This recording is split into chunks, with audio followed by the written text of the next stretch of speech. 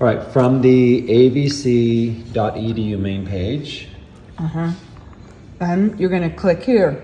click on the black box in the upper right. It's not black, it's maroon. Click on that.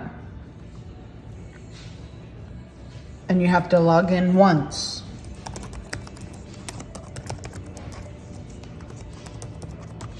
Log in once. It will bring you to this page. And when he goes down to his, Oh, canvas is over here. okay, when he goes over to his canvas right Show me here, where you're going. right Canvas, here, Notifications. he won't have any of these classes. Right. It will say, you are not enrolled in Canvas. So if that happens, you go over to this little log logo. The top right. You click there and you log out.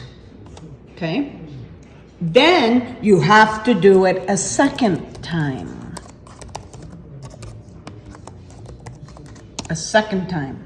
Then the second time brings you to this page. Right. When you get to this page, you go over here to the right of the screen where your name is. You click on those bars and you find an SSO portal. You click on that and then he'll see a Canvas thing. And when he clicks here, it should bring him to his classes. All right, so try that.